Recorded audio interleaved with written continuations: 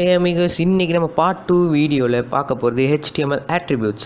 attributes அப்படின்னா என்னதுன்னா, அதாவது நீங்கள் கொடுக்குற டேக்ஸ் இருக்குல்ல, அதான் HTML எலிமெண்ட்ஸ், HTML ஹெட்டு, பாடி டேகு, இந்த பல வகையான டேக் இருக்குல்ல, அந்த டேகுக்கு எக்ஸ்ட்ராவாக அடிஷ்னலாக ஒரு இன்ஃபர்மேஷன் கொடுக்குறீங்க. அதாவது இந்த எலிமெண்ட்டை டச் பண்ணால் இங்கே போகணும், இந்த எலிமெண்ட்டு சின்னதாக இருக்குது பெருசாக வேணும், இல்லை இந்த எலிமெண்ட் இன்னும் டிசைனாக வேணுன்றது தான் அது எக்ஸ்ட்ரா அடிஷ்னல் இன்ஃபர்மேஷன் கொடுக்குறது தான் attributes அப்படின்பாங்க. ஸோ இன்றைக்கி நம்ம பார்க்க போகிறது HTML attributes. அதை ஹெட் டேக்குள்ளே எப்பயும் போல் போட்டுட்டு பாடி டேக்கில் தான் இது வைக்கணும் இல்லை, நீங்கள் ஹெட் டேக்கில் கூட இந்த மாதிரி வச்சுக்கலாம். ஸோ பி டேக், இப்போ பி டேக்கில் நம்ம ஏதாவது HTML attributes அப்படின்னா என்னன்றது பி டேக்கில் போகணும். HTML attributes gives information, additional information, முக்கியமான விஷயம் தான் additional information to the tags. So இப்போ பி டேக்காக இருக்கட்டும், H1 டேக்காக இருக்கட்டும், எந்த ஒரு டேக்காக இருந்தாலும் அதுக்கு ஒரு அடிஷ்னல் இன்ஃபர்மேஷன். பி டேக்கில் போகிறதெல்லாம் ரெட் கலரில் இருக்கணும், H1 டேக்கில் போகிறதெல்லாம் ஒயிட் கலரில் இருக்கணும், இல்லை அதோட பேக்ரவுண்ட் வேறு கலரில் இருக்கணுன்ற மாதிரி. ஸோ ஃபஸ்ட்டு ஏ டேக்குன்றது ஒரு லிங்க் டேக். அந்த டேக்குள்ளே இருக்க ஹெச்ரஃப்ன்றது தான் நம்ம அடிஷ்னல் இன்ஃபர்மேஷன் கொடுக்குறோம்.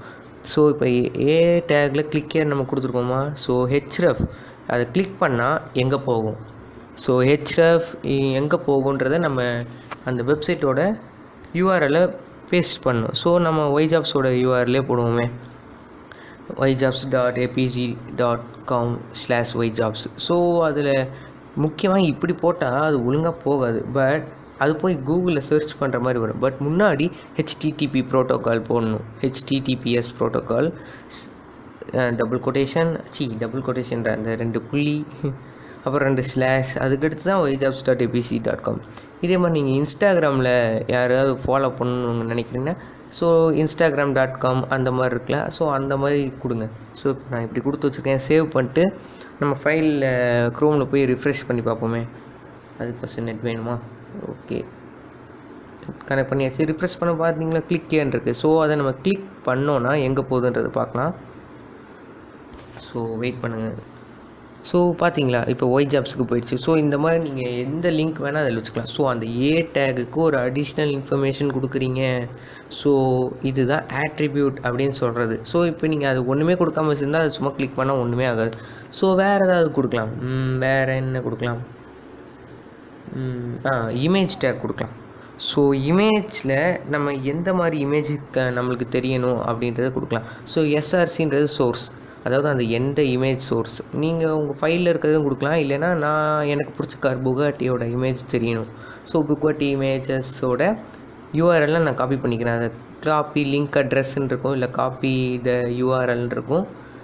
லெஃப்ட் கிளிக் பண்ணிங்கனதோ காப்பி பண்ணிட்டு அதில் நம்ம பேஸ்ட் பண்ணிடணும். இது என்னென்னா நான் அனக்கௌண்டா சைஸுக்கு போகுது.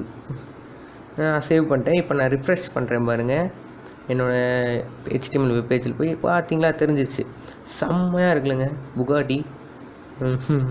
ஸோ இது சைஸ் எனக்கு சின்னதாக தெரியுது, இல்லை சைஸ் இன்னும் பெருசாக வேணும், இது பேக்ரவுண்ட் கலர் மாற்றணுன்னா அதுக்கும் இருக்குது. அது எப்படி பண்ணணுன்னா, ஸோ நம்ம இமேஜ் சோர்ஸுன்றதுக்கு பதிலாக அதோட வித்தும் ஹைட்டும் மாற்றணும்னா நம்ம ஈஸியாக டைப் படிச்சுக்கலாம். வித் ஈக்குவல் டு, ஓகே இங்கே நான் எப்பயுமே சோர்ஸ்க்கு அடுத்து தான் வித் கொடுப்பாங்க, அதுதான் குட் கோடிங்கன்றது. பட் இங்கே ரொம்ப ஆழமாக போயிட்டுருக்கு, விஷாலோட பெருசாக இருக்குது. ஸோ ஐயோ, வித்துன்றது முன்னாடி நான் கொடுத்துக்கிறேன். வித் ஈக்குவல்ட்டுன்னு கொடுக்கணும். ஓகே, ஈக்குவல் டு அந்த டபுள் கொட்டேஷனுக்குள்ளே தான் நம்ம எவ்வளோ வித் இருக்கணுன்றது கொடுக்கணும். வித் ஈக்குவல் டு ஈக்குவலுக்கு பதிலாக இது கொடுத்துட்டேன். வித் ஈக்குவல் டு டபுள் கொட்டேஷனுக்குள்ளே 500 பிக்சல் 500% அந்த மாதிரி எதாவது கொடுத்துக்கலாம். ஸோ அதுக்கடுத்து சேவ் பண்ணிட்டு பாருங்கள் நீங்களே, வித் 500 பெருசாச்சு. ஸோ ஓகே, எனக்கு இதோட லென்த் மாறணும், இதோட ஹைட் மாறணும்னா நான் இப்போ இதில் லென்த்துன்னு போடுவேன்.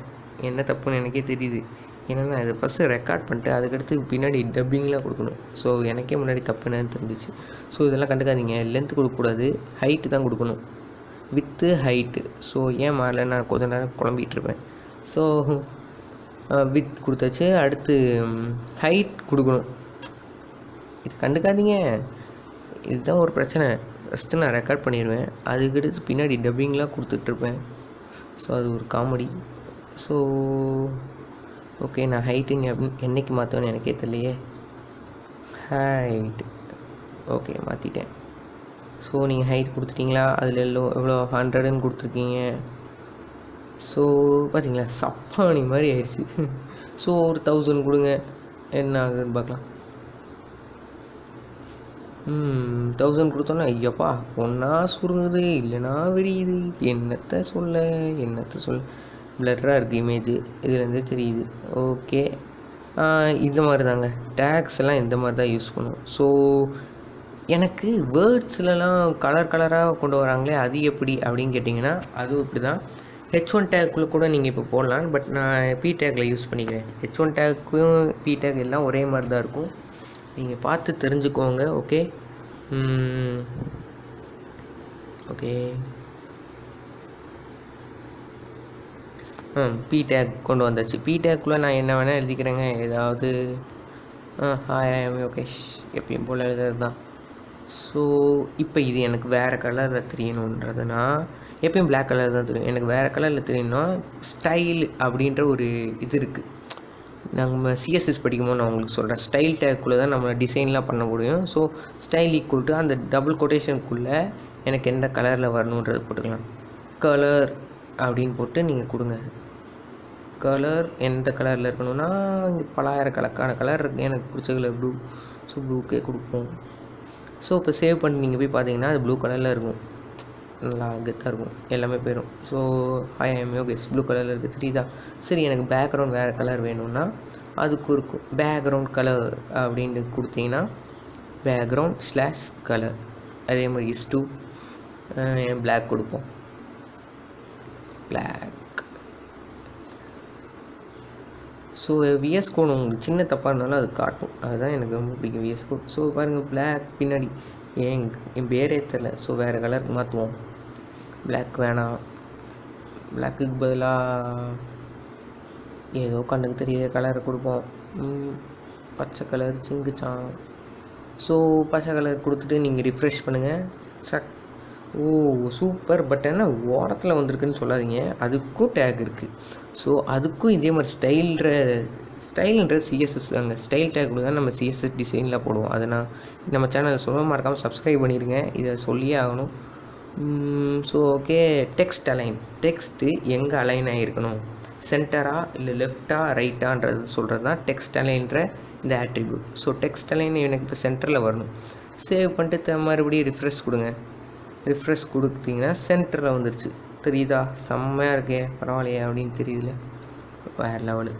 ஸோ இந்த மாதிரி தாங்க. உங்களுக்கு ஏதாவது அடிஷ்னலாக இதில் பண்ணணும், டிசைன் பண்ணணும் அப்படின்னா ஆட்ரிபியூட்ஸ், HTML ஆட்ரிபியூட்ஸ் இருக்குது. ஸோ இதே மாதிரி சைஸ் மாற்றிக்கலாம், ஃபாண்ட்டோட சைஸு, டெக்ஸ்ட்டோட சைஸ் மாற்றிக்கலாம்.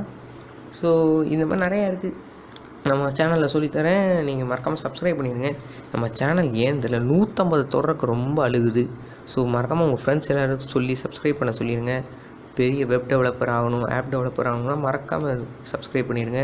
ஓகே, பைத்தான் டியூட்டோரியல் எல்லாம் போட்டிருக்கேன், போய் பாருங்கள். பாய்.